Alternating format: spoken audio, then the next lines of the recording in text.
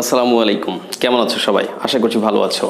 দৈনন্দিন জীবনে আমাদেরকে বিভিন্ন সময় বিভিন্ন প্রয়োজনে বিভিন্ন ধরনের ইনস্ট্রাকশন দিতে হয়, অর্থাৎ বিভিন্ন ধরনের আদেশমূলক, নিষেধমূলক, উপদেশ, অনুরোধ ইত্যাদিমূলক কথাবার্তা বলতে হয়। আর বিশেষ করে এই বিষয়টি আরও বেশি বলতে হয় বিশেষ করে যারা অভিভাবক অভিভাবিকা রয়েছে এবং যাদের ছোট বাচ্চা আছে বাসায়, কারণ ওরা কিন্তু চঞ্চল। আচ্ছা, চঞ্চল ইংরেজি জানা আছে তো? চঞ্চল ইংরেজি কিন্তু প্লেফুল। প্লের সাথে ফুল যোগ করতে হবে। প্লেফুল মানে চঞ্চল। এই প্লেফুল বাচ্চারা যারা থাকে এদেরকে কিন্তু কন্ট্রোল করার জন্য, নিয়ন্ত্রণ করার জন্য তাদেরকে অনেক ধরনের কথাবার্তা বলা, কখনো নিষেধ করতে হয়, কখনো একটু ধমকে সুরেও কেউ কথা বলে, কখনো আবার সুন্দর করে বুঝিয়ে বলে, উপদেশ দেয়, তুমি এটা করো, তুমি এটা করো না, তুমি ওখানে যাও, তুমি ওখানে যেও না।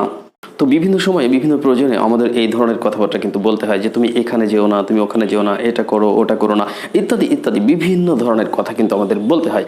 আর এই কারণে এই ধরনের কথাবার্তা আমাদেরকে একটু জেনে নিতে হবে। আর বিশেষ করে আমরা কিন্তু গ্রামারের ভাষায় বলি যে যে সেন্টেন্স দ্বারা আদেশ, উপদেশ, নিষেধ, অনুরোধ ইত্যাদি বোঝায় তাকে ইম্পারেটিভ সেন্টেন্স বলা হয়। তবে আমার কথা হচ্ছে যে এখন ইম্পারেটিভ সেন্টেন্স কাকে বলে এই সংজ্ঞা আমাদের জানার দরকার নাই।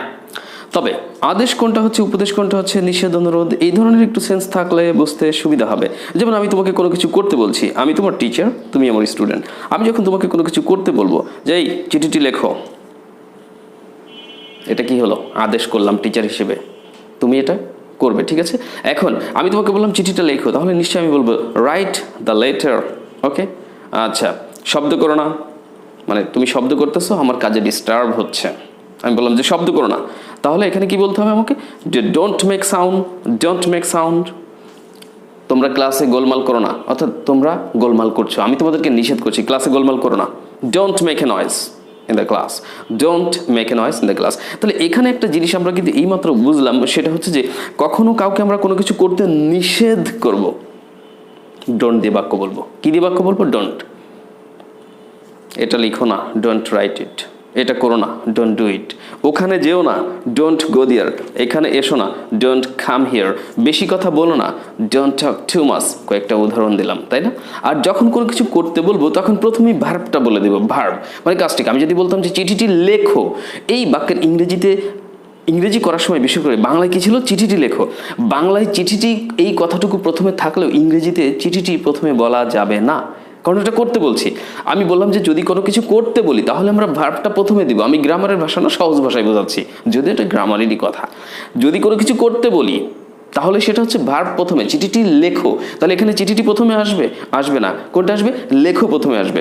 লেখো চিঠিটি, এইটাই হবে ইংরেজি করার সঠিক প্যাটার্ন। লেখো চিঠিটি কথাটা কি এরকম হবে ইংরেজিতে? হ্যাঁ, তাহলে write the letter, write the letter. দরজাটি বন্ধ করো, আমার বাংলায় আগে কি আছে? দরজা আছে। দরজাটি বন্ধ করো, দরজা আগে আছে, কিন্তু দরজার ইংরেজি আগে দিলে হবে না। আগে কি হতো? তাহলে তুমি বুঝতে পেরেছো যে প্যাটার্ন হবে বন্ধ করো দরজাটি, বন্ধ করো দরজাটি। তাহলে তোমাকে বলতে হবে এখানে close the door, close the door. জানালাটি খোলো। এখানে কিন্তু কোনো কিছু করতে বলেছি তোমাকে, করতে বললেই তুমি কিন্তু প্রথমে ক্রিয়া অর্থাৎ ভার্বটাকে নিয়ে আসবে। জানালাটি খোলো, তাহলে তুমি জানালার ইংরেজি আগে দিবে না, খোলো ইংরেজি আগে দাও। Open the window, open the window. কিন্তু যখন কোনো কিছু নিষেধ করবে তখন তোমার বাক্য শুরু হবে ডোন্ট দ্বারা। সহজ ব্যাপার। ওকে, জানালাটি খোলো না, ডোন্ট খোলো দা জানালা। ইয়াস, ডোন্ট ওপেন দ্য উইন্ডো। দরজাটি বন্ধ করো না, ডোন্ট বন্ধ করো দরজাটি। ব্যাপারটা বোধহয় বুঝতে পারছো আমি কি বোঝাচ্ছি। ডোন্ট বন্ধ করো দরজাটি, অর্থাৎ ডোন্ট ক্লোজ দ্য ডোর। বেশি কথা বলো না, ডোন্ট টক টু মাচ। বেশি কথা বলো না, ডোন্ট টক টু মাচ। গোলমাল করো না, ডোন্ট মেক এ নয়েজ। অবহেলা করো না। ইংরেজি শিখতে চাইলে এই ধরনের টিউটোরিয়াল তুমি ভালো করে দেখো, শোনো, নোট করো, প্র্যাকটিস করো। তাই বলছি অবহেলা করো না। এখানে কিন্তু কোনো কিছু না করার জন্য বলছি, নিষেধ করছি, তাই না? তাহলে ডোন্ট দিয়ে বলতে হবে, অবহেলা করো না, ডোন্ট নেগলেক্ট। নিয়মিত চর্চা করো। এই যে কোনো কিছু করতে বললাম, এখানে ভার্ব প্রথমে, তাহলে চর্চা করো নিয়মিত, এইভাবে বলতে হবে। নিয়মিত চর্চা করো, এই বাক্যটার ইংলিশ প্যাটার্ন হবে চর্চা করো নিয়মিত, প্র্যাকটিস রেগুলারলি। সো বন্ধুরা, আশা করি বুঝতে পেরেছো এই ছোট্ট একটা টিউটোরিয়াল থেকে তোমরা বেশ কিছু ধারণা পেলে। তাহলে কোনো কিছু করতে বললে আমরা ভার্বটা দিয়ে শুরু করবো, কারণ এটা ইম্পারেটিভ। আর যদি কোনো কিছু নিষেধ করি তাহলে আমরা ডোন্ট দিয়ে সেটা শুরু করতে পারি। খুব সহজ একটা ব্যাপার বুঝলাম, বাট এর কিন্তু বিস্তারিত অনেক আলোচনা আছে। যেমন লেট দিয়ে কোনটা হয়, লেটস দিয়ে কোনটা হবে, লেটের পরে কোন অবজেক্ট হবে, বাক্যের প্যাটার্ন কেমন হবে, এর বিষয়ে দিয়ে বিস্তারিত ক্লাস তোমরা নেক্সট টাইম পেয়ে যাবে।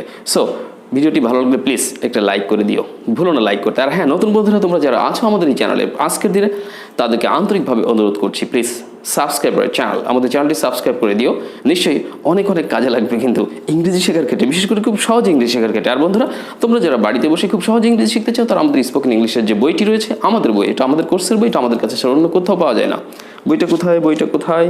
ও ইয়েস, এই তো, দেয়ার ইজ দ্য বুক, এখানেই আছে। ওকে, এই যে বইটা, তোমরা স্পোকেন ইংলিশ খুব সহজে যদি কোর্স করতে চাও বাড়িতে বসে নিজে, তাহলে আমাদের এই বইটি নিয়ে নাও, সুন্দরবন কুরিয়ারের মাধ্যমে অর্ডার করে নিয়ে নাও। নিয়ে এই বইটির লেসনের ভিডিও ক্লাসগুলো তোমরা বাসায় বসে আমাদের ইউটিউব চ্যানেলে দেখো, সুন্দর করে সাজানো আছে, সিরিয়াল করা আছে, সুন্দর করে সহজে বুঝতে পারবে। ক্লাস 3-র বাচ্চাও আমাদের বই পড়ে বুঝতে পারে ইনশাল্লাহ। সো তোমার দুর্বলতা থাকলেও তুমি সহজে বুঝতে পারবে। তাই এই বইটি সংগ্রহ করে বাসায় বসে তোমার স্পোকেন ইংলিশ কোর্স কমপ্লিট করো। যদি কোথাও প্রবলেম ফেস করো, তাহলে আমাদের এই চ্যানেলে দেখবে বেশ কয়েকটা নাম্বার দেওয়া আছে, তার মধ্যে একটি নাম্বার আছে বাংলা লিঙ্ক, ইমো অথবা হোয়াটসঅ্যাপ নাম্বার। ওই নাম্বারে আমাদেরকে মেসেজ করো, লেসন উল্লেখ করে, will try to help you, আমরা তোমাকে সহযোগিতা করব। তাহলে আজকে অর্ডার করো বইটি। আর প্রবাসী বন্ধুরা দেশের বাইরে থেকে যারা বইটি অর্ডার করতে চায়, তারা আমাদের ইমো হোয়াটসঅ্যাপ নাম্বারে নক করুক, আমরা তাদেরকে এই ব্যাপারে হেল্প করবো। So that's all for today. I don't like to prolong this tutorial. অবশ্যই লাইক করতে ভুলো না প্লিজ, এবং সাবস্ক্রাইব করে দিও যদি নতুন ভিউয়ার হয়ে থাকো। Thanks to all, bye bye, take care.